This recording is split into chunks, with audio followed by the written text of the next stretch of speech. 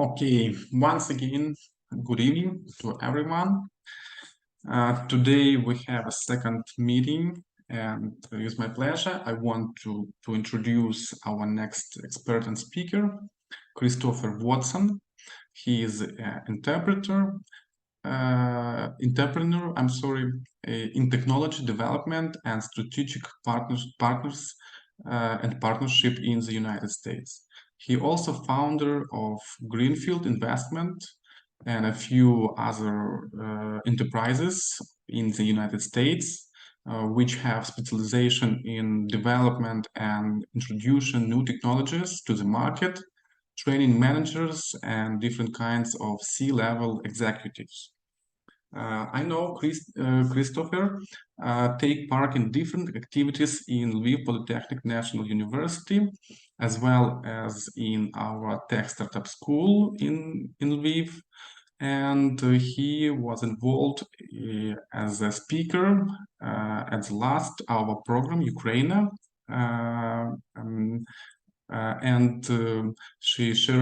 He shared his own experience like interpreter in the United States and also in other countries like Ukraine. Christopher, I would like to introduce our interpreter today, Halina. She will translate synchronic translation. And so I would like to ask you, please do not hurry and be not so fast in your speech. And of course, we will have maybe up to 1 hour, including Q&A session from our participants. And before Christopher start, I have to say a few words about our project. It's the second year of the project, which supported by United States Embassy in Ukraine.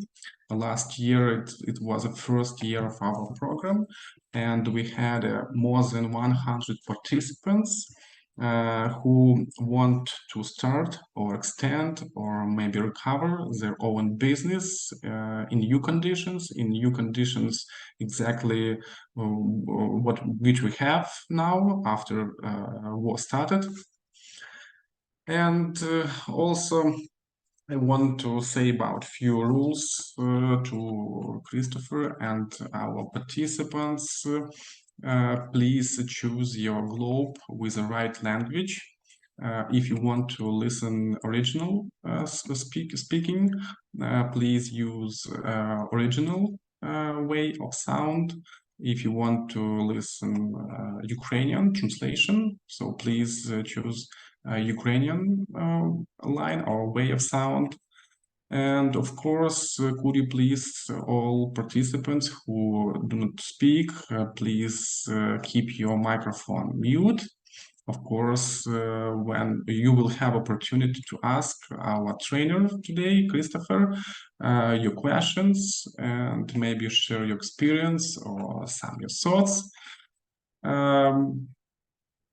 I think I said everything what I wanted. Okay, so now we can pass, and with my pleasure, I want to introduce and welcome Christian. Now, please, you can start. The microphone yours. Yep. Okay. Well, thank you very much, Ale.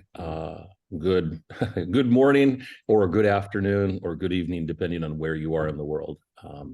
I'm on the other side of the world right now, so for me, it is very much the morning. How is that for my speaking speed? Elena, is that okay? As for me, fine. How about Halina? Halina?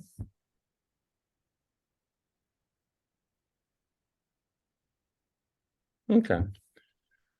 Well, she's probably on the other channel. So, okay. Anyways, so as Ole said, I'm an entrepreneur originally based in the United States. I have a variety of businesses overseas, including in Ukraine, in New Zealand, and then, of course, in the United States. I'm a serial entrepreneur, and this presentation is a presentation that I originally did in Ukraine about 10 months ago.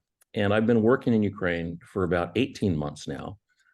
And I've learned, I have some thoughts about having worked in Ukraine for a while. And so I've incorporated those thoughts into the presentation. And so hopefully this will be even more helpful. So this presentation is, I call it How to Make Lemons. Let me put it on the screen here. And Ole, I cannot put it on the screen. You've disabled that. Okay, I will fix it. Just a second.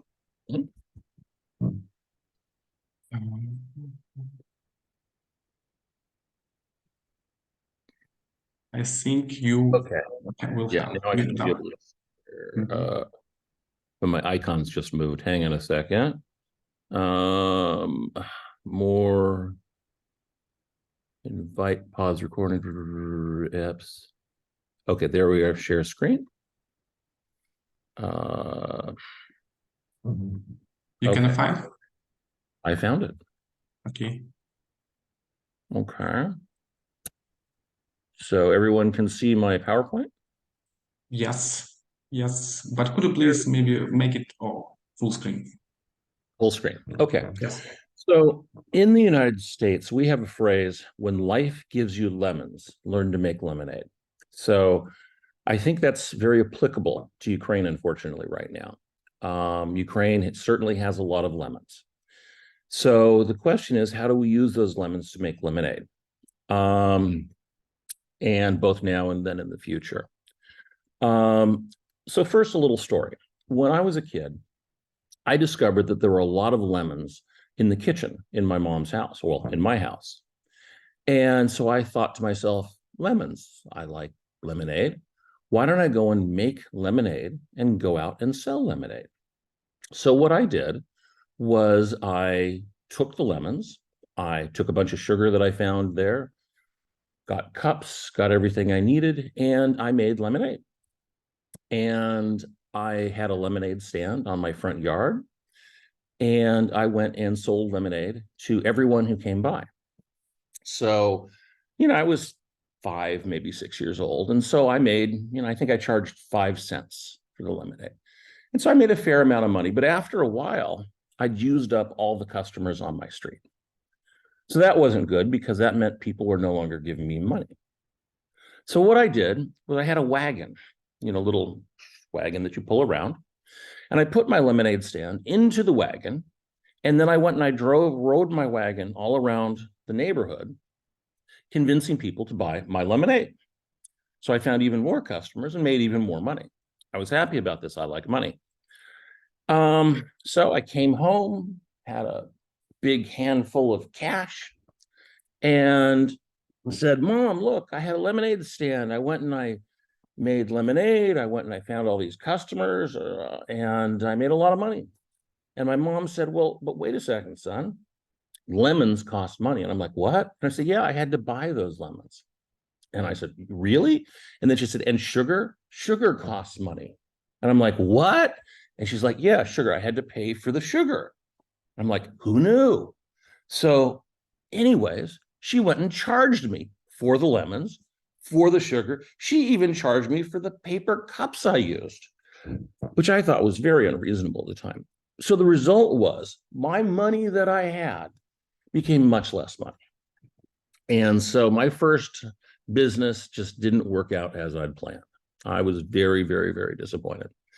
So the first thing I learned was that everything costs money. But the main thing that I learned was look around for opportunity where you are. Everybody says, oh, if only I had been here at the moment, I would have seen this great thing and I would have made a lot of money. Well, that moment is right now, and that moment is where you are. As I talk about a little later on, often the best ideas are the ideas that you're familiar with. Why learn a brand new thing? That's always hard. Why not do something and just figure out something that other people need and try that for a business. So again, Christopher Watson, I'm a serial entrepreneur. So I start a business, I come up with an idea, I start a business, I develop it, I'll try it, I'll keep it, I'll sell it, I'll shut it down. Sometimes I start an idea and it becomes one business, and then, oh, well, that doesn't quite work, or that works okay, but let me start another business. And so I will take my ideas and I will evolve them. Companies that I've created services companies. I've created software product companies. I've created real estate companies. I've done general investment, though honestly, I'm not very good at it. I'm much better at services companies, software product companies, real estate companies, things like that. Things where I directly control what the business is. Those turn out to be businesses that I do well. So that's something I've learned about myself is I'm not actually very good at hiring people. So I work on businesses, frankly, where I don't have to hire people. So it works out. It means I hire a manager who's good at hiring people. Getting to that manager can be difficult, but there we are. And how I think about businesses, I break it down in two ways. And of course, technology and the internet has changed things, and it's changed how we do business, how we look at business. But this is kind of a basic way that I look at business, which is a business is a services business, or it's a product business, or it's a combination of the two. So a product business would be, for example, you go to one of the shashlik stands and you give them some money and they give you a shashlik, which is hopefully made out of a meat that you'll recognize. A services company, of course, is something like a maid that comes to clean your apartment, or a web service. Google is both a product and a services company, in my opinion.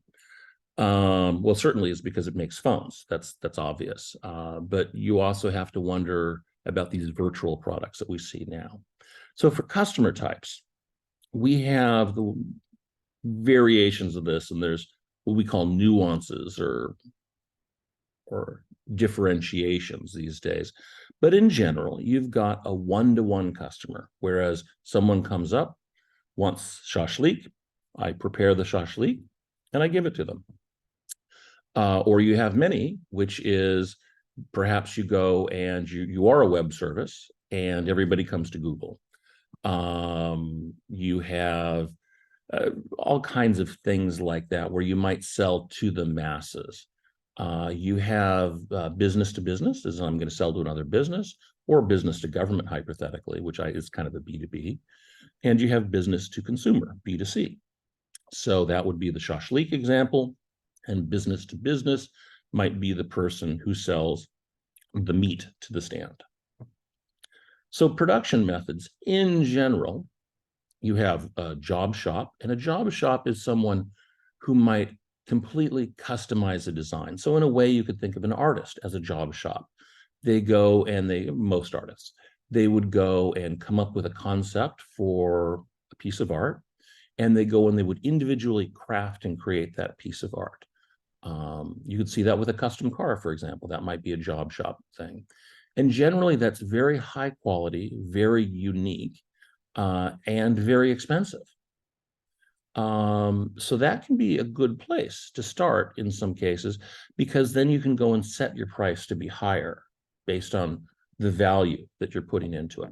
Semi-custom is where you might start with some parts, you might start with a basic form, and then you make some changes to it, but it's kind of mass-produced, kind of custom, it's semi-custom. So you generally get less money for doing that, but you produce it faster. So that can be important. You might find that you make a lot of money being able to produce quasi-customized things, sort of customized things fairly quickly. For me personally, a lot of what I do is semi-custom. I give enough differentiation for the thing that I'm doing to make it unique and more valuable, hopefully. But I also use a standard template. So I will do the same kind of thing again and again and again, where an artist, they might do a painting, they might do a statue, they might do various kinds of carvings. Every time it's different, and that takes longer to do. And then, of course, we have assembly line, which is things like cars, potentially drones in Ukraine, um, cereal boxes, where you buy food in the grocery store, that might be an example of assembly line production, something that came from that. Versus you go, for example, to the flower shop, or one of the flower streets in Lviv, and I would call those like semi-custom. You have flowers, it's basically the same thing, but people will customize the bouquet and so forth. And so you charge a little bit more money for that. So the different businesses that I've created over the years, workflow systems, of course, Lemonade Incorporated, workflow systems, Greenfield Investments, Brevera, Intellectus, Palmetto Parks. Each of these businesses I'll talk about more in depth, and each of them is in a little different area. So they're all different. I've done more businesses than this, but these I think are a good example of some of the different types of businesses that I've done. Everyone has a different style. Everyone has different businesses that they're going to be better or worse at. So one of my better businesses probably was, well, Palmetto Parks has done well. Intellectus has done well. Probably wasn't very good at Brevera. I made some money there, but there were things about that I was not good at. And we'll talk about that in a moment. So first, workflow systems. Workflow systems was what we would call a conventional systems integrator. Workflow systems did software, large accounting and financial systems, and what we call business process redesign, which is a company or an organization would come to us with a problem, and we would design a new method of solving that problem. For example, we would do retirement systems, or in the United States, students can get loans and from the government while they're being a student. And a big business in the United States is student loan processing systems. So managing the process of getting a student a loan, collecting all the documents, having the paperwork go through the proper approvals processes, that sort of thing. There was a lot of money in that. And so workflow systems, until I recreated the company, did fairly well at that. We did a lot of government systems for various states. We did some systems for the United States government for financial management. Nothing very interesting, just different financial systems. And we did systems for banks and utility companies and oil and gas companies. That was a big thing for us, oil and gas companies. So that business, let's go back to that. That business is relatively high volume, low margins, because you have people. You have to, every time everything's custom. So we were pretty much like a job shop there. So we didn't actually, at the end of the day, make a lot of money. We just had to do a high volume in order to get there. Brevera. Brevera was the product company. So Brevera came from workflow systems. It used the same customers. So we were basically selling to the same target market. We would still do software systems integration, but we would sell our own products. By this point, we had created products. We sold them for a high value, and we were able to sell the same product many, many times. And so that was good. We had better profits, 30 to 50% profits. So if we made $1 million, I made $500,000. I liked that a lot better than than workflow systems, where I might make $1 million in gross, and I would get maybe $100,000 in profit. So $500,000, better number than $100,000 if you're looking at profit. So I like this. It was expensive and risky to start, because what if the customers don't like the product? It worked well, though. The company grew. We added people. We got up to 50 some odd people. We had teams in India developing our software, in addition to our teams in the United States. We had customers literally around the world. And so it worked well. And until it didn't. So what happened was, I sold Brevera. I sold that company to a group of investors that were running a Ponzi scheme. being in Ukraine, we all understand that people cheat and lie sometimes in business. And it happens too in the United States. And so I sold the company. They didn't pay me. They, as a matter of fact, didn't pay a number of other, they were buying multiple companies. They didn't pay a number of other companies. They cheated their investors, and they ended up, I lost literally everything, and I went to a very large negative number, which was not a good time. And they went to jail, which at least is one good aspect of the United States is the legal system. It's imperfect, but it works eventually, usually. So I ended up with a $17 million court judgment, which I put on my wall, but I never got the money.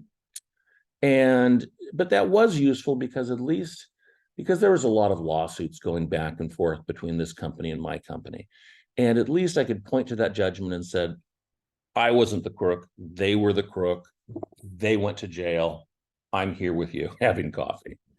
So it was useful for a few years as I was reestablishing my credibility in my companies.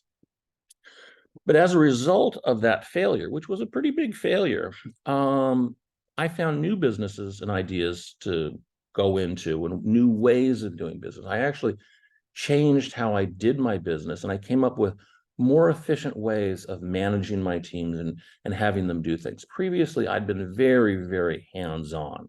And so I'd done a lot of things myself and directly. And I'm good at that, but it limits you to how much you can do. So I started using my managers much more. I started designing my companies much more to be much more self-running. And I would require my managers to run the company. And if they weren't successful at it after training and coaching and working with them, I'd replace them.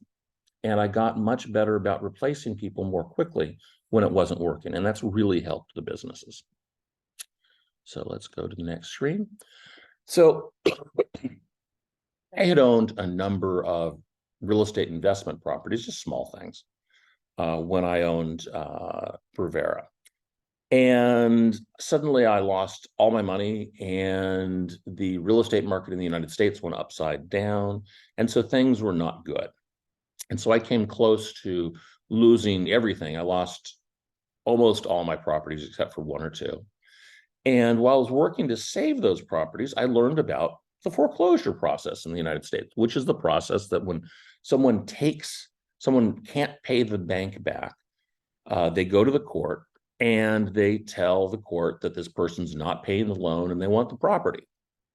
And eventually the court will, if they rule in that bank's favor, they will go and auction the property off. And so you can buy what are usually pretty awful properties from the court. And sometimes, depending on how the economy is doing, sometimes there's a big opportunity to buy those bad properties, fix them up, and then sell them, make a profit. So with a very small amount of money, I started buying really terrible houses and apartments, one at a time.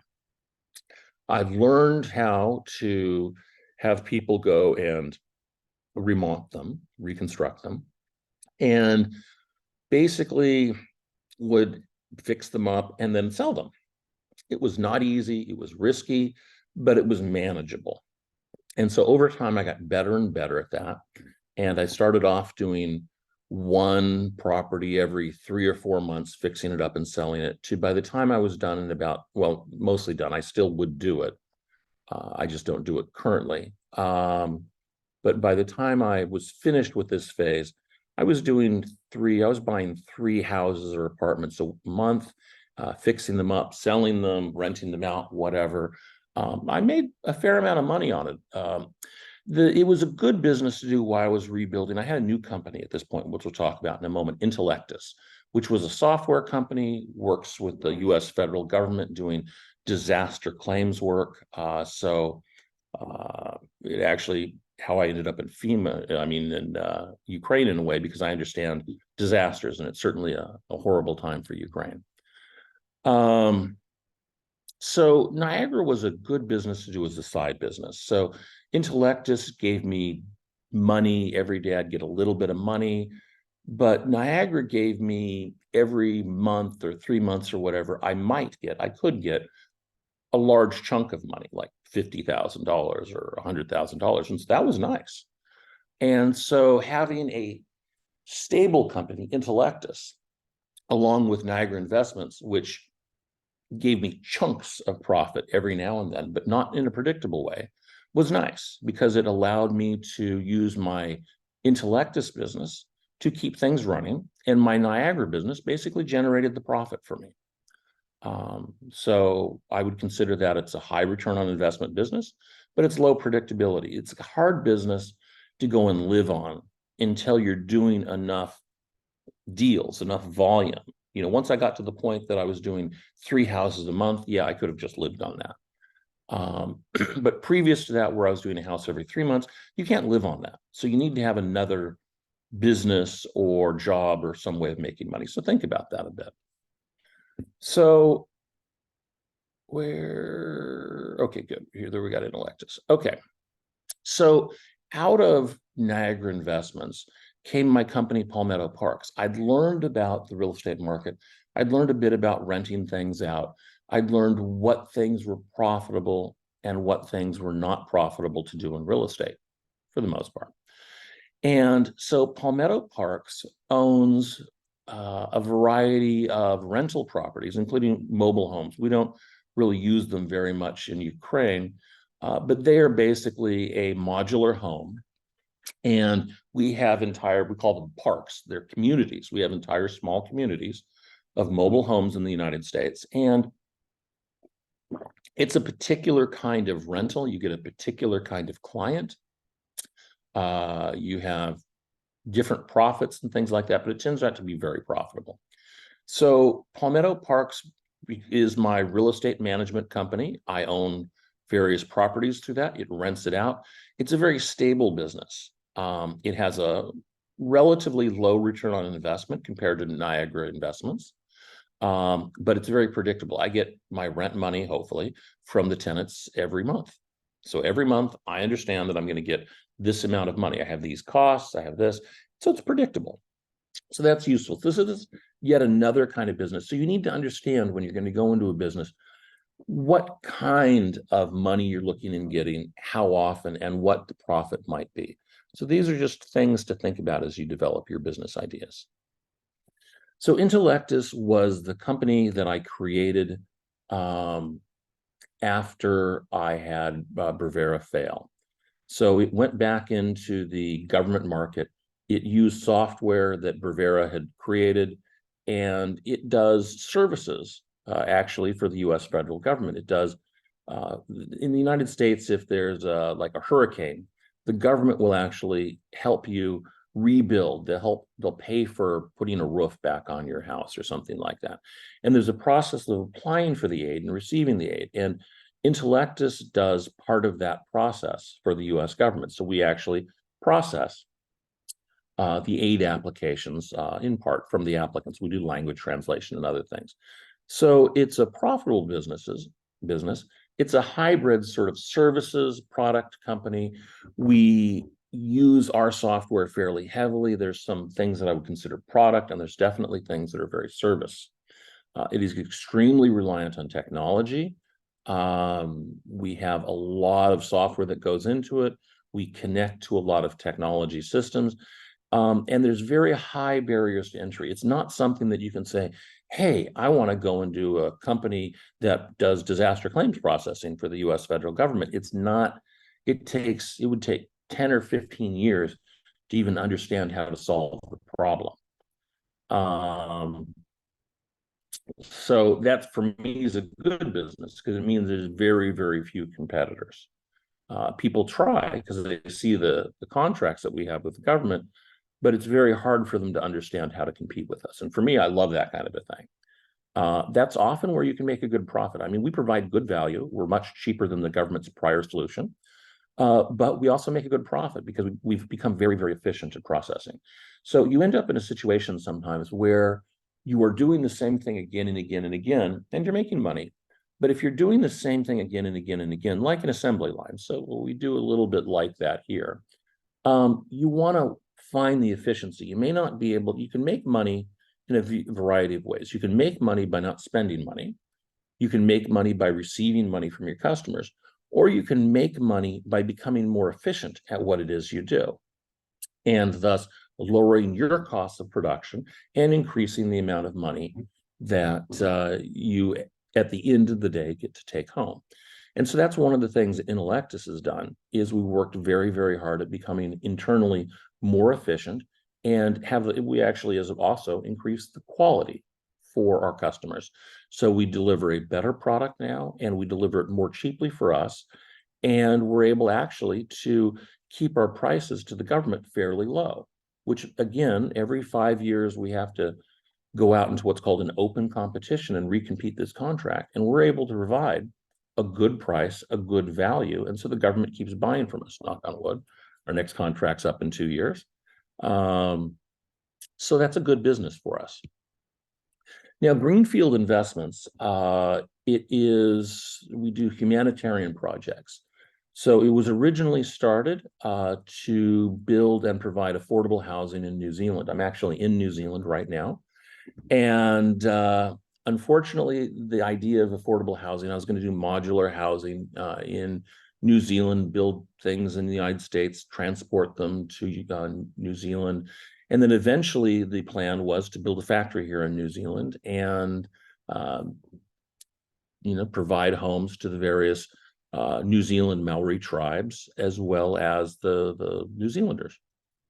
Unfortunately, that failed due to COVID. Everything just got way too expensive. It wouldn't work anymore. I was recently, though, discovered that my partner in New Zealand, when they had a major flooding, went and stole my contacts. Well, he didn't steal. He used all of my contacts. He used all my business plans. And they are delivering 40 houses next month, and another few hundred more are coming. And they're going to build a factory. I'm actually very excited about this because this was a humanitarian project for me. So I'm delighted. I've been working in Ukraine feeling bad that the project didn't happen in New Zealand. And I discover when I get back that it's actually going. And so I'm going to get back involved with that. So I'm really excited about that. But I thought it was dead.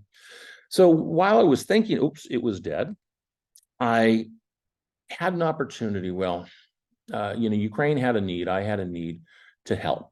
And so after March of last year, I came to Ukraine, used Greenfield Investments to make investments in Ukrainian companies and things I supported. I started a humanitarian organization called CHS for Ukraine that brought in, IFAC kits, medical, all kinds of different things to support Ukraine. And then Greenfield Investments looked for companies, projects that would support Ukraine in various different ways, and made investments. And I've worked with all kinds of bureaucracy in Ukraine and learned all sorts of things about doing in business in Ukraine that I wish I hadn't had to learn. Ukraine is a challenging environment. So key concepts I've learned. Everybody has their own style. Everyone has their own business that they know how to do, they do well. I mean, I do some kinds of businesses better than others. So I tend to focus on businesses that I do well. And if I want to do a business in something that I'm not particularly good at, I make sure that I get good managers, good advisors, good whatever. Certainly for starting your first business, I would really recommend doing a business in something that you know. It's going to make it a lot easier and a lot less risky if you do a business that you know. Next, I try and make smart mistakes quickly. So often in business, you have a situation, or in life, where you have 2 or 3 ways that you can think of to solve the problem, and you don't know which way is correct. So what you do is you come up with your best plan, and you launch the idea and see what works. Try and make it not fatal. So don't invest all your money in something, hold a little bit of money back or whatever if it fails or doesn't work out quite right. But analyze what's happening, understand what's happening. If it's a mistake, then fix the mistake, or adjust it or change or whatever, and then move to the next thing. So that's part of what I call adjusting in flight, which is you launch the idea, you launch the business plan, and then you you simply guide it. It's like, oh, well, I wanted to go and I have a food stand and I'm going to go and do shashlik. But it turns out no one wants to buy it there. Maybe it's early morning is your big thing where you get all the crowds, and you eventually say, okay, I'm going to do coffee and chai. So your first business wasn't successful, but it kind of got the idea of having to produce food. You develop contacts and things like that. And then eventually you pivot to selling people chai and coffee. So, okay. Then what you do is you find the profit and strive to increase it. So, for example, you may find that customers like certain things, and you find a way of providing that thing more cheaply or differentiating it so there's more perceived value, and so you can raise your prices. You may find that you're able to do more with one or two fewer staff people, so you maybe save money on salaries, et cetera, et cetera, et cetera. You maybe move to a place where you have a cheaper rent. So just look to find where the profit is, because of course you make money by either receiving the money or by spending the money. You do have to be careful to be willing to spend money, though. I've worked with some Ukrainian organizations, and sometimes they just don't want to spend money. They need to remember at the end of the day, what is the profit? For example, even if you're going to spend the money, let's say you have a more expensive source for your raw materials, you'll still make a profit, but you're not going to make as much of a profit. So what you could do is you could wait until you find a cheaper source so you can make more of a profit when you sell the thing. Or you could accept the fact that for this time being, I'm going to go and make less profit, but I'm going to continue selling things. I actually saw a company where what they did was they had a product and they couldn't buy things at the cheap price they wanted. So they stopped what they were doing, and the company just sat there for a couple of weeks while they were waiting to be able to buy the product cheaply. Now, they could have bought the things, the raw materials, and still made a profit. They just wouldn't have made as much money as they wanted. And so I explained to them, they're just losing money. What they need to do is buy the thing a little more expensively, build that thing, accept that they're going to make less profit. And then when they can find the stuff that's cheaper, the raw materials that's cheaper, then buy that and make even more profit. So you have costs in a variety of different areas, and you need to understand them. And you need to understand that how you make profit can change over time and can change quickly. So others, a stagnant company, a company that doesn't change, grow, innovate, will eventually die. It may die in a month. It may die in 20 or 30 years.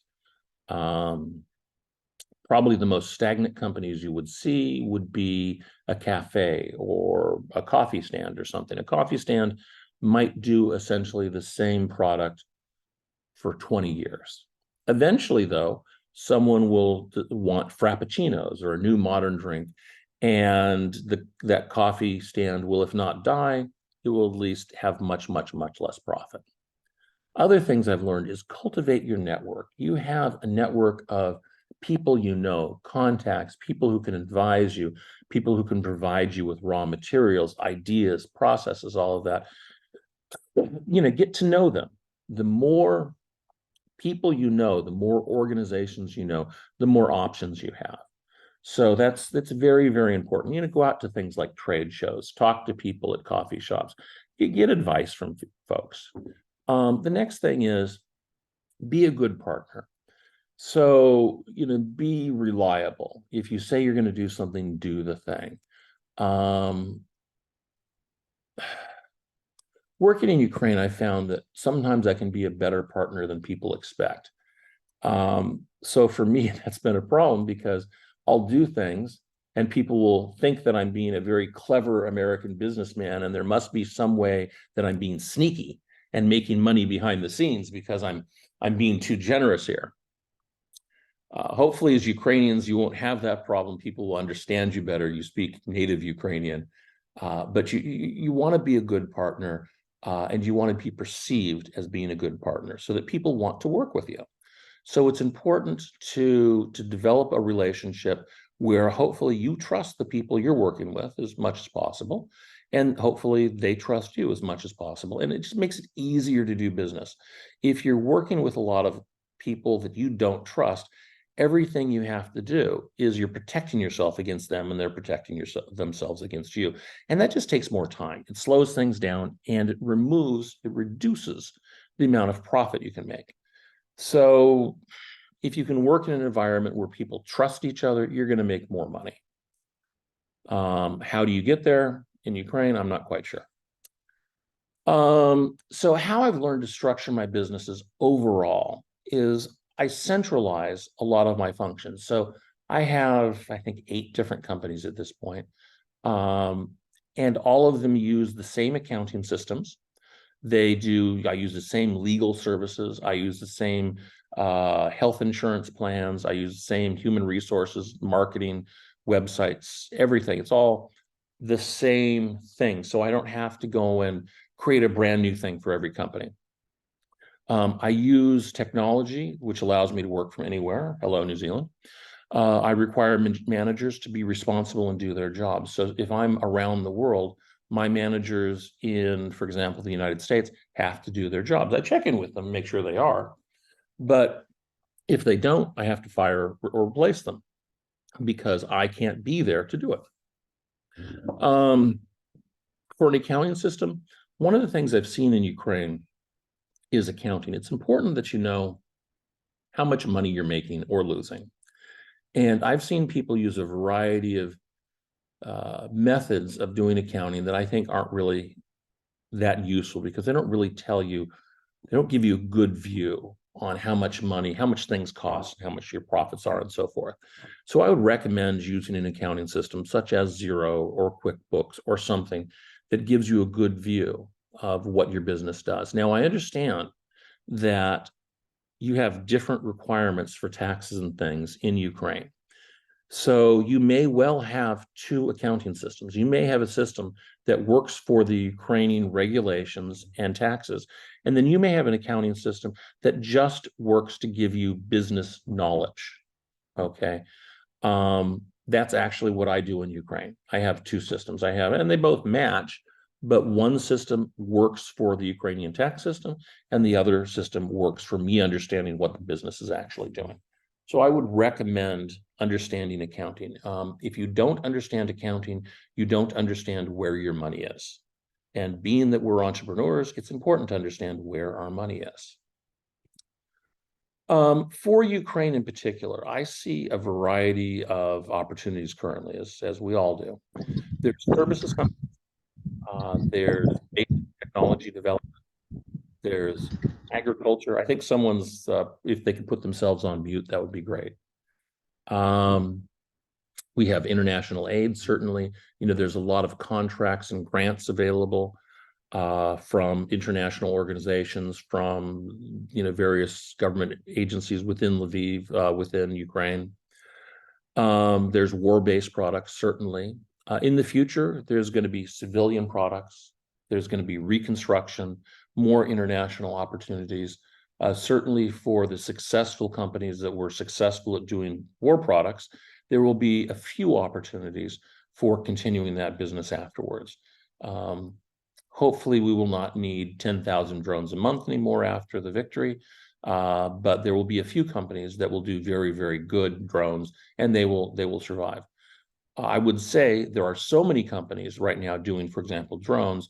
Don't count on being one of those companies that survives that's producing drones.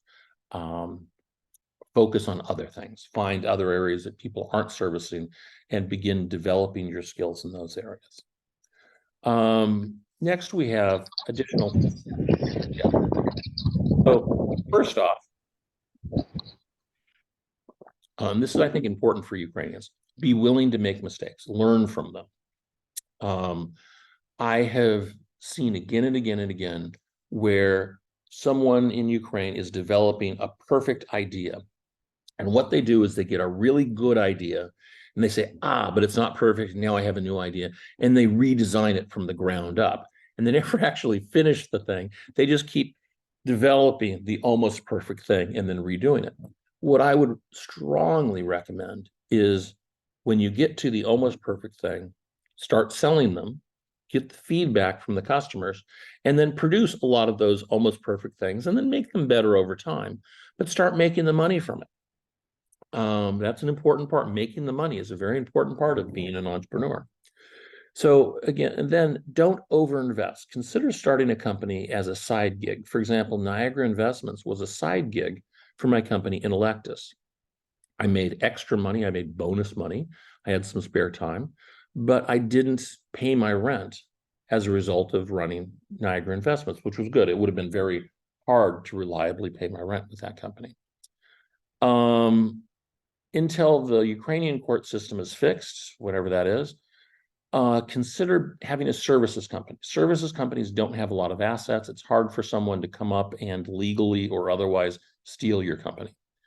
And don't have more fixed assets, things like cars and buildings and things like that, than you can protect.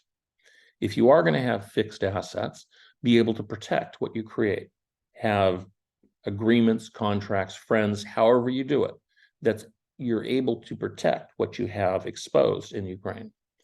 And again, going back to be a good partner, make friends, have a network. Corruption's a fact of life in Ukraine. I would say be as little corrupt as possible, because hopefully corruption is going to become less of a thing. And the more corrupt you are now, the harder it is to explain that away later on, as hopefully Ukraine joins you and Ukraine develops a better, stronger court system and regulations. So work with what you've got, but try and do it on the right side. Business regulations are a mess in Ukraine. It's very hard to do business. It's what I would call business hostile. When I gave this presentation at the beginning of the year, I was much more optimistic about working with business regulations in Ukraine, and now I'm simply frustrated and angry. It still works, but it's much harder than it needs to be. So as a result, I now recommend that think about if you want to create a business partially outside of Ukraine. Okay, so skipping ahead here, I'll go back. But so a possible structure might be creating a FOP. So you're working in Ukraine, but with an international LLC that's partnered with it. So you could create very quickly an LLC in the United States, Florida. If you go to sunbiz.org, you can create a business in the United States as a Ukrainian in about 3 days. It takes about half an hour to fill out the paperwork, and it costs you about $400 a year. So very easy. Singapore has something that's a little more expensive, but same basic idea. Estonia has digital nomad, things like that. So look at if you want an international component to your business. If you're doing anything other than a kava stand, I would recommend thinking really hard about having an international company to help protect you. And again, look around. The best business for you is quite likely something you know and are already familiar with. Why bother to spend 6 months, a year, 2 years learning to do a thing? It may make sense. Maybe, okay, that's the thing to do. But in general, it's going to be easier if you understand something. You know, if you're a teacher, maybe look at doing an educational business, right? Probably you don't want to do a business fixing cars unless you were a car mechanic previously. If you're going to do any kind of a serious business other than maybe selling coffee, you got to learn English. The more English you know, the more it's going to help you. It's a reality. It's not because I speak English. It's because English currently is the dominant language in the world. You can go anywhere in the world, in any business center, and people will be speaking English. I mean, they speak other languages too. But English is going to be there. It's going to help. It will really help you build your business. Find grants or money. There's a lot of grants. There's a lot of money out there right now as a result of the war. Again, it's like using lemons, but you don't have to pay back the lemons, hopefully. So it's an opportunity, but you want to be careful building your business, on grants alone. You want to make sure that you have other sources of money, other sources of customers, because those grants quite possibly won't be there for long. And again, as a related note, don't rely on the war to build your company. The war will be over and the economy will change. be ready for that change and start acting now to be part of the reconstruction and that change. So always be looking ahead. For my companies, my real estate companies don't change much, but my other companies that do technology and work with a changing environment, I reinvent the companies every 18 months or so. So I change in a significant way how the company does business every 18 months to 2 years or so. So I'm always looking to see what's going to be next. We've talked about possible structures for Ukraine, which might be a FOP with some sort of an international component. So in summary, you need to be adaptable because life is always going to be handing you lemons of different sorts. And so you always want to figure out how to make different kinds of lemonade that customers might want to pay you for. The opportunity is all around you, and it's very likely nearby. Okay, so just take a look around your room as you walk to your job, walk to school. Just think about, what am I exposed to? It's funny because you might be really, really good at a thing that other people value, but you don't think about it because it's just the thing that you do. Or it's a thing you do at work that you don't always like, but you understand it really well. And those are going to be your opportunities for profit. It may be ordinary to you, but other people could value it and want to pay you money for it. And then don't overinvest your time or money. If you do, it limits your options. I've known a number of entrepreneurs, some that I've worked with, that have done things like sold their house so they could go and build their business. Normally, that doesn't work. There's a few examples of where that does work and it works really well. But I would say 5 times out of 10, or no, sorry, 1 time out of 5, something like that works. The rest of the time, you don't make that much money, it's not worth it, or you lose your house and you're not able to buy a new house or apartment. Additionally, have backup plans for your backup plans. Almost never do things work exactly as you plan the first time. So have plans if you fail, have plans for if that, the new plan fails, et cetera, et cetera. I have backup plans for my backup plans for my backup plans. So I think like a list where it's like, okay, it comes here and then this happens and then I go here and then, well, that happens and here. And I try and think multiple moves ahead. So at least I don't know exactly what I might do if this thing over here happens, but I have kind of an idea. So it helps me to respond faster. It helps me to understand what I want to do better. And it helps me understand how I might want to do it better. Okay. So in short, this is how I think about business, how I run my businesses, and some of the mistakes I've made, and some of the ways that I eventually profited off of some of those mistakes. Does anyone have any questions? Thank you, Christopher.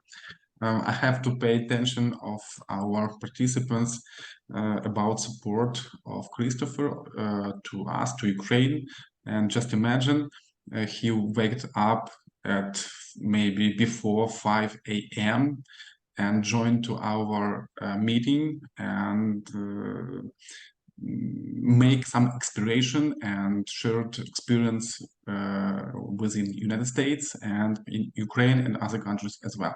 So please, if you want to ask or something to tell, please, you can speak in Ukrainian and we will translate. I think Halina will translate.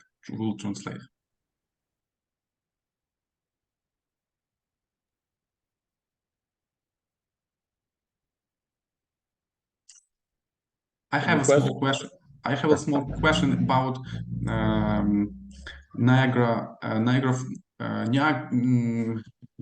How it called your Niagara Investments. Yes, and this enterprise is situated. I'm sorry, just a second. This enterprise are situated near with Niagara Falls. Very good question. No, Niagara Investments, the very first real estate that I bought, the first property I bought was on Niagara Street. And so I just called the company Niagara Investments because the first house I bought was on Niagara Street. Okay. And it also sounds good. People in the United States, Niagara sounds like a established company. It sounds, because it's up in the Northeast where basically businesses, it's the larger businesses, it's the older businesses. So it sounds reliable. Okay. So that's how it started. Yes. Does anybody have any questions about ideas that they're thinking of? I'd be happy to chat about ideas and give you my thoughts about what might work, what might not work. If not, that's okay too. Yesterday, Дивіться, доброго вечора. Мене звати Олена. Анастасія, Справа в тому, що Олена стійте, включіться, будь ласка, в українську включена. доріжку. Включена. Ага. Та. Я чую переклад, добре чую. І я б хотіла, якби, знаєте, я слухала вас скрізь, і мені це було знайомим. Тому що, чому? Я займаюся продажем продуктів харчування, овочі, фрукти, та? І я так, як ви, але я закупляла хурму по дешевшій ціні, і я її з неї робила. I'm sorry, could you please, Chris, do you hear a translation? I don't hear the translation. Okay, could you please choose the right way of sound? There we go. Got it. Interpretation, English, please. I've just done that. So she has a business that involves fruit or something like that, or vegetables. Yeah. So okay. So I'm sorry. Could you please continue? Так. І просто теж хочу, якби сказати, доповнити, що це було мені ваше трошки знайоме з продажу квартир, як ви сказали, купляли квартиру дешевше, робили ремонт і продавали. У мене була така ж ситуація з хурмою. Я купляла хурму по дешевшій ціні, я її перебирала сама і продавала по дорожчій ціні. Тобто я мала на цьому якби свій капітал, свій дохід. Це якось трошечки, знаєте, мені було знайоме з вашим, як ви сказали, за продаж і ремонт квартир. Тобто це діє, це ще раз, довело мені то, що цей метод діє. І на ньому можна заробити. І непогано. Exactly. That's a very good way, in my opinion, of creating what I call brand, or what everyone in the US, I guess, calls brand differentiation, which is you're taking a commodity, which is fruit, but you're coming up with a better way of differentiating that. People understand that if they buy fruit from you, it will be of better quality, it will taste better, it will look better. And so you can charge more money. And so part of what you're doing is you're putting the effort in and you're spending the money to find the better fruit. And that's a great way to make extra money. That is exactly, you understand exactly, that's exactly what I'm talking about. Take something that's commodity and then adjust it to deliver superior service, a superior product, and you'll make more money. So any follow-on question there? І також мені ще сподобалась ваша думка про те, що людина має любити те, чим вона займається. Тоді це буде, від цього буде, якби, досягнення своєї цілі. Right. Exactly. It makes it Дякую. much easier. Yeah, you're very welcome. It makes it much easier to have a profitable company if you like what you're doing and you understand it. I see a question here. Yes, we have a few questions in our chat. It was very exciting and useful. Mostly it's connected with big business. And could you advise how to attract new customers for small business and how to join to international market? Absolutely. So first off, it just seems now like my businesses are big businesses. Well, they're older businesses. They've, for the most part, succeeded. But I started out exactly like you all. Okay. I started out with a very, very small business. I didn't have any money. I was working for another company and I was doing things on the side. Okay. I had small side gigs, and eventually those side gigs became companies. So what I'm saying is you can do it. and your small business can become large. So when you have that small business, you need to make smart mistakes, but make your smart mistakes not quite so quickly, because hopefully you have a job and you're working that job and you're just doing your side business. So it gives you time. If you have more time, make your mistakes more slowly, understand that they're a mistake, but consider what you're doing, find the absolute best profit opportunities and try them, and keep it cheap, and then build up over time. With Niagara Investments, I had very, very little money. I took my savings because I'd lost all my money, and I had what little money I had, and I scraped together just enough money to be able to buy a really terrible house. It was really, even for Ukraine, it would be cheap. It was like $10,000, which is, I know, expensive, but for a house, that's still pretty cheap. But it needed a lot of work. But I was able to fix it up, and I made a small profit. And then I was able to do it again. I was able to take that profit, buy a little better thing, and like that. So over time, it just takes a little while longer to build it up. But that's okay, because while you are taking more time to build it up, and you still have your day job, you're learning more and more. So when you do start the business bigger, hopefully you understand better what you're doing. Okay. So that would be, I think, my advice is to start slowly, focus in on the profit, figure out the best ways of making the profit, and grow it from there. Thank you. Okay. Next question. We have another chat message. Thank you, Christopher. I really like your advice not to work overtime. What helps you to keep work and life balance? Well, very good question. And my style, what works for me is I work almost every day. Okay. But I work a little bit every day. I might work for an hour, for 2 hours, for 5 hours. And I don't really, for me, that works best. I like thinking about projects. I answer my emails, but I try not to work. Back when I was starting one of my businesses, I would work 12 to 15 hours a day sometimes. And it was just too much. It didn't allow me to be creative. And I generated money, but it, for example, allowed my managers to not do their job. So now I've learned to have my managers to the people that I'm relying on. I need to rely on them to do their job. I need to not micromanage them. And I need to set up what the expectations are. I need to train the expectations, and I need to manage to that. Now, life is not perfect. You may not be able to hire the people. You may not be able to hire the right people.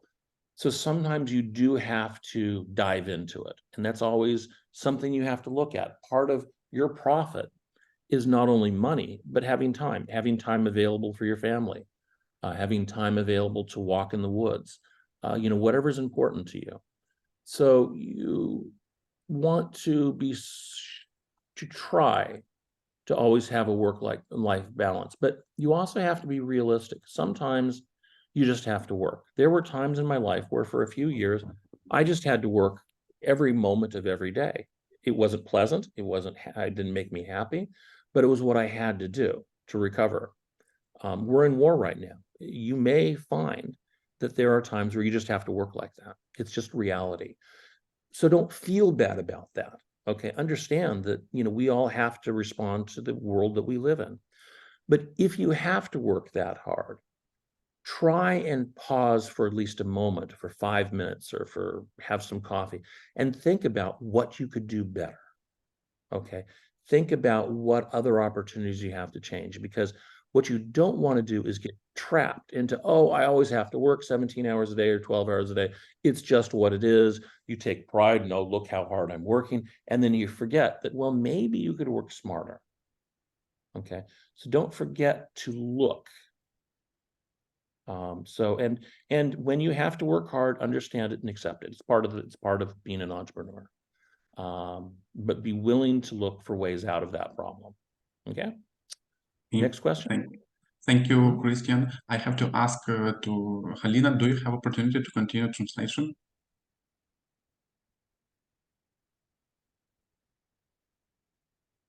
Okay, thank you. Christopher, the same question to you. Okay, so what's the next question? Okay. I have time. I can see Tatiana has raised hand. Please, Tatiana, unmute, and you can ask. Так, добрий день. Чути мене? Так, yes. Я хочу подякувати Крісу, було дуже цікаво. Мені відгукнулася ідея про те, що не треба доводити все до ідеалу, а треба брати і починати і робити, і вдосконалювати в процесі. І в мене таке питання. Дуже багато початківців в Україні, коли починають бізнес, вони, крім фінансів, які виділені на бізнес, залучають і власні фінанси і потрапляють в таку пастку. Як ви розподіляєте фінанси власні і ті, що на бізнес? Можливо, це якийсь відсоткова штука, або як у вас це питання врегульовано? That's a really good question. You never That's a thought about really, it. really good question. The best answer I have is make enough money so that you can pay for what you need to pay for. And,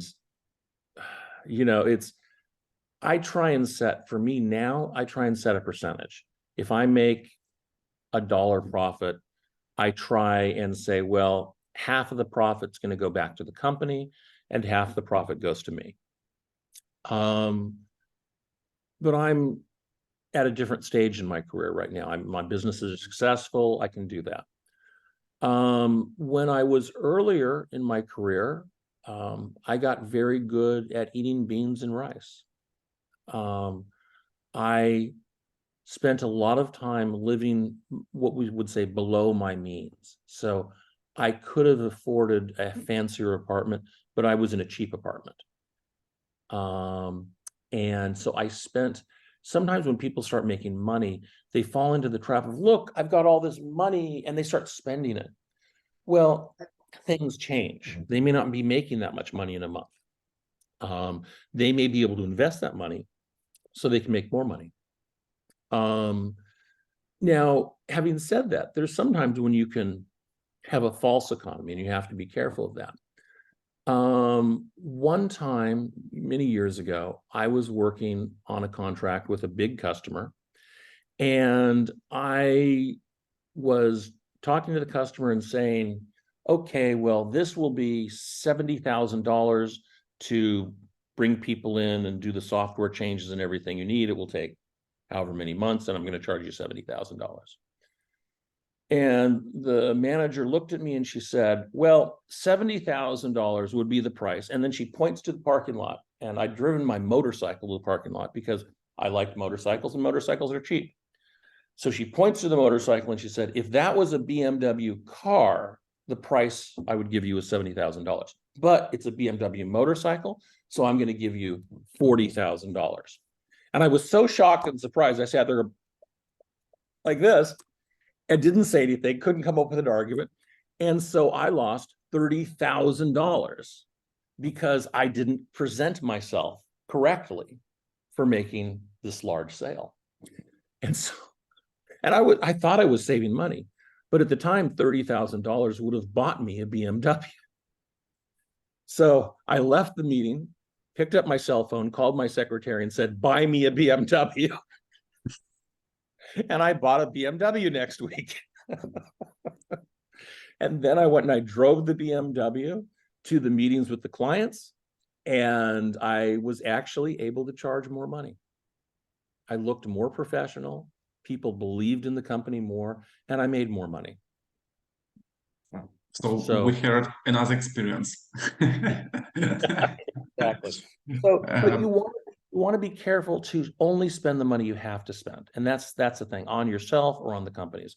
You need to be willing to spend it, able to spend it, but you've got to be careful. You can't say, oh, I'm going to be, and I see people fall into this trap, which is what I was trying not to do, which is, oh, I've got a company, I'm a fancy software company, so I need to have a BMW now.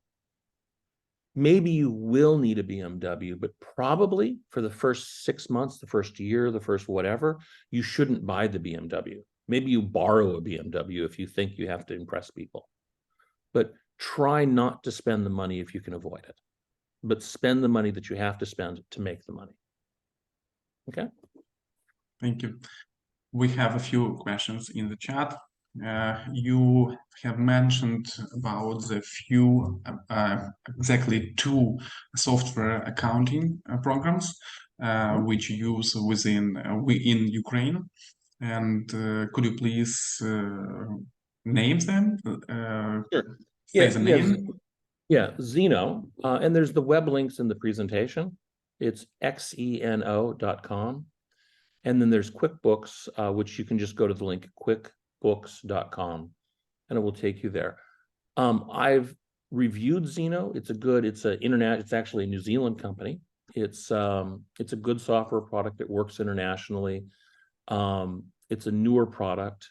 There's other accounting products, but the important thing is both of these products work with international accounting principles, so that you can see your profit and loss. If you do a international accounting or business finance school, finance program, just even the basics, it allows you very simply to just track your money.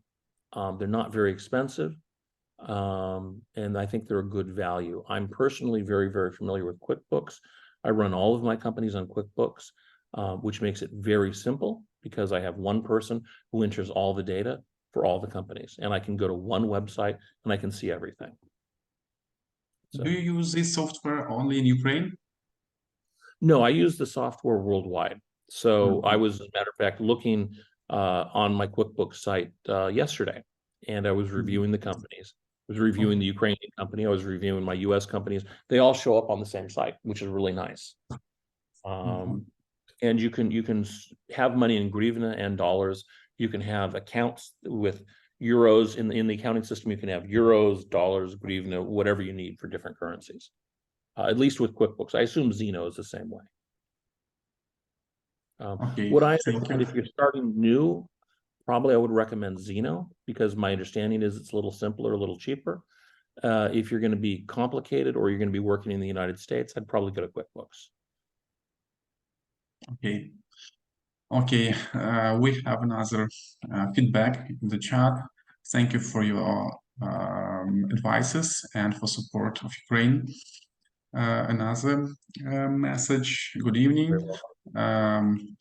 During war started, I opened a small bakery with own receipts, and I want to join to European market and sell products on European market and use some kind of franchise.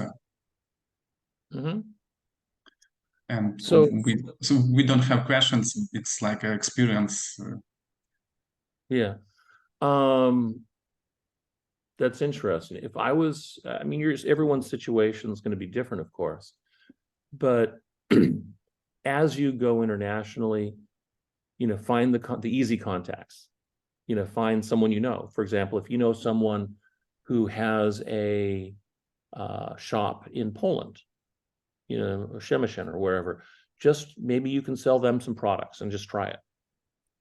I don't know anything about bringing food across the border. I'm sure there's EU regulations, but something you can try is, understand that you're not breaking the law, but maybe if you can just deliver some food products to them and see what happens. Don't invest a lot, but just try it and see what happens. Get some results back. It'll be very interesting. I mean, that's actually a really good idea.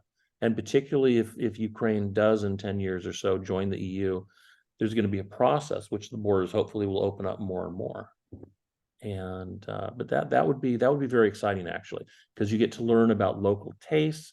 You get to understand what people might like in Poland or Slovenia or wherever you are focusing on. And you get to grow and adapt and learn. And hopefully there's not going to be a lot of other companies that are going to be as creative as you and as energetic and think outside the box, think selling more than just on your street. So I wish you a lot of luck. It sounds like a good idea. Please, thank you. Another question.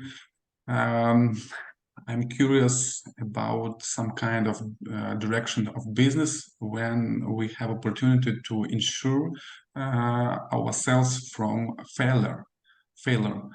And could you please tell about such directions when we have opportunity to insure us from failures?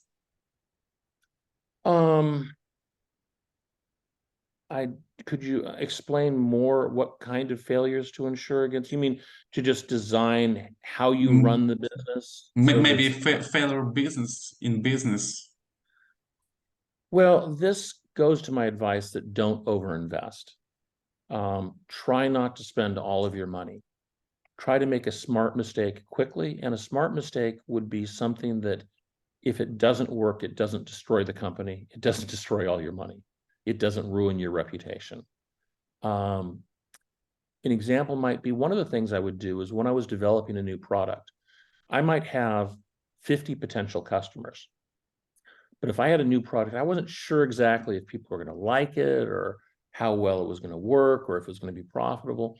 And so what I would do is I'd talk to 1 or 2 or maybe 3 customers, tell them about this new thing, work with them to kind of develop the new thing in accordance to what they needed. And then I would try and sell it to those 3 customers. Hopefully it would work and hopefully they'd be happy. But it might not work, and they might be very unhappy and they might be angry and not be my customers anymore. And so that would be an example of not overinvesting, protecting yourself against risk. So I might lose 3 customers, or I might get a whole new product line. But this is like, at least I'm not exposing all of my potential customer base to the risk. I mean, McDonald's in the United States, well, actually internationally, has come up with some really awful products, and it's damaged their reputation. Everybody goes, who wants to eat this? And what they did was they didn't test it correctly, and they go and they sell it around the world, and everybody goes, this is terrible, and so people they still overall survived, but it didn't help their reputation. So I would say try and make a smart mistake that's not going to damage you too badly. Is that helpful? I'm sure. Hopefully so. Okay, we have another feedback. Thank you for your advices. And I would like to ask advice about the backup plan, and how about and exactly about special lemonade for special customer or drinker. Special what? Special lemonade for special drinker or customer. Special lemonade? For specific, yes. I don't know. I just read.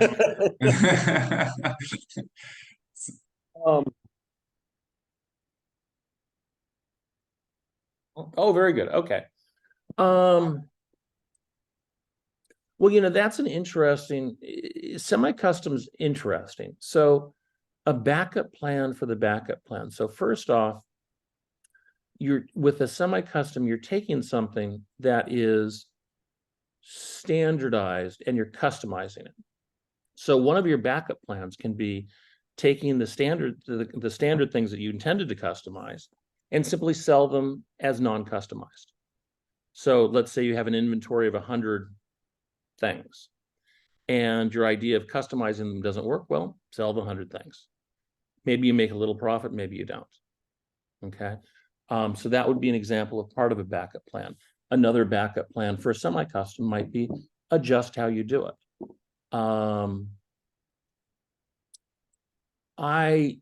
There were times in my businesses where I have come up with an idea, semi-custom idea, and I thought, oh, wow, I'm going to do this idea. It's going to grow and it's going to become this big thing for my company.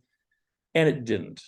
Now, what was interesting was why I got the idea was because every now and then doing this semi-custom thing is very, very profitable, but it's not profitable often enough to be able to run a company on it. But when you do it, you make a lot of money. So one of the things I learned to do was, okay, story. I learned to go and have capabilities in my company that I didn't use, but that I could do. And I would just make extra profit off those times. So I did what's called data conversion, which is where you take data out of one system in a very particular way and you move it into another system. And without getting into all the complexities of it, it was something that my customers, very, very big customers, needed, but they didn't need it very often, and they never had a capability in-house to do it. So every year I would go and find 1 or 2 customers and do data conversion for them and make a lot of money on it. Now, I had a lot of other businesses that I did and activities, but that one was that kept the lights on, as I said, that made me money. But that was one that made me profit again and again and again. And originally, that was supposed to be a bigger business. And originally, that was supposed to make me more money. And originally, it was supposed to work out much better. So my plan B, when that business idea really failed, was to move the capability to do that thing into my other business, have it just be a thing I could now do, and then build my other business more and more and more. And so that would be one example. You know, maybe what you end up doing is maybe, so let me just close up back actually here. So maybe what you end up doing is not a business that does that one thing. Maybe you create a business that's able to do 50 different things, and you simply charge people as you do it. So overall, you only do one of those 50 things every year or every month or every whatever. But overall, you're doing enough of the 50 things so that you have a real business there and you're making real money. Just a thought. Okay. Another feedback. Yes, the situation about the distribution of funds for personal needs and businesses are familiar. Maybe could you please tell us, is it right way to do everything by yourself, and maybe we need to hire someone, or maybe climb some credit? For example, it's marketing person, it's some kind of maybe helper in business advisor, marketing, yes, web. yes. Yeah. That is a really, really good question. And it's something that I still think about often. For me, you know, I started off life as a computer programmer. So I'm a computer programmer, so I know technology. So for me, I like to at least understand what I'm asking other people to do. So if I want someone to do a website for me, I know how to kind of do a website. I understand what I'm doing. And it helps me be a better customer so I can come to someone who builds me websites. So generally speaking, I would say have your budget of, if you're going to start a company and you need a website, you need whatever the things that you need. Maybe you need business cards if you're very old school. Maybe you need some basic product, but within your budget, figure out how much money you have to spend for each area. And it may be very, very little. And then you simply do what we call a cost benefit analysis. So figure out how much money you spend, for example, for a website, and what kind of a website you're going to get versus if you just did it yourself. I mean, there's a lot of tools out there on the web that you can build a website fairly cheaply, fairly easily, sometimes just for free. And so look at those kinds of things. Now, when you're first starting off, you probably have more time than you have money, and you probably have more time than you have opportunities to sell whatever your product is to customers. So if that's the case, then I would use that time, use that free time to do more for the company. And it's also not bad, because then you're learning more about how the company runs, what the company really needs to run, that sort of thing. But there are going to be certain things that, unless, for example, you're a tax attorney, a tax accountant, you're not going to understand how to file taxes correctly for your for whatever. So get some advice. Okay.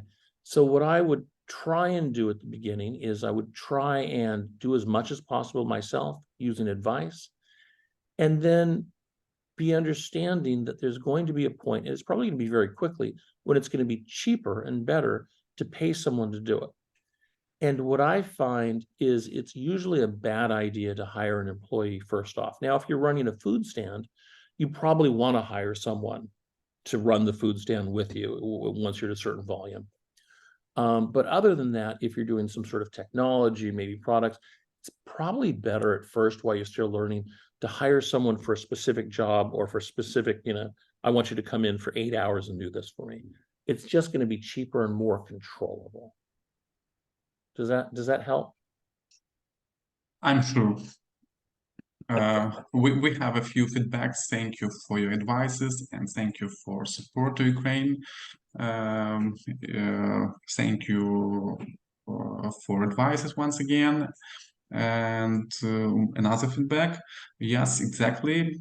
I adapt to customer looking at his expectation.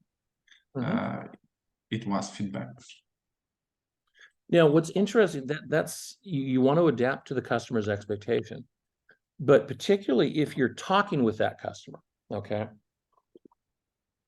So the customer is giving you direct feedback and you're talking to customers, this is an opportunity to raise your price, okay?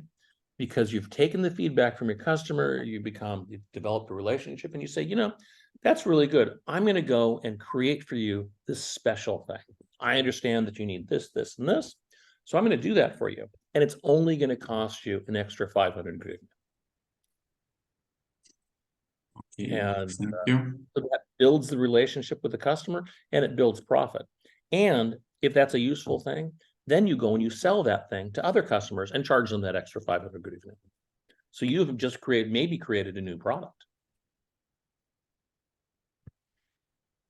Okay. So our chat is empty, maybe so far. Once again, thank you, Christopher, for your support. You will have a very long day. If we count your morning at 4, maybe o'clock, I don't know. Yeah. well, at least the sun is now up. Okay. It's not so pity. It's not so bad, yeah. Thank you for your advices about 3 ways about business, about your advices about insurance, how to insure your business. Yes, I work in sphere of real estate, and this market.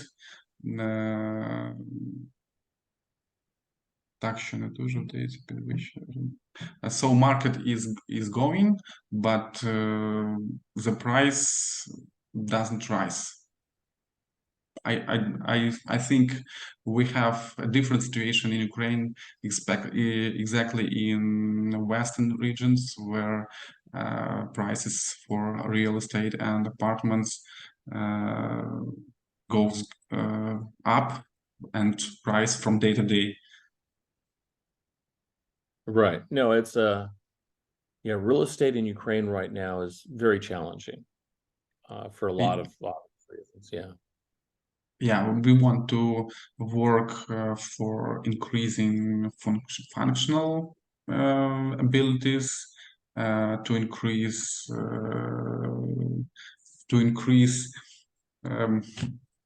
trust. Simple word.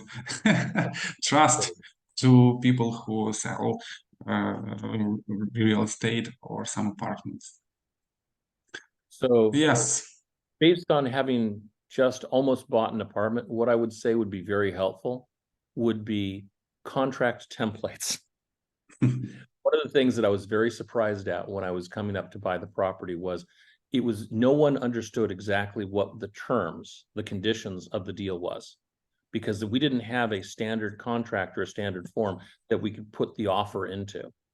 So everybody had a thing that they thought was involved in buying the apartment. And so we were literally collecting everyone's notes, trying to create one single document.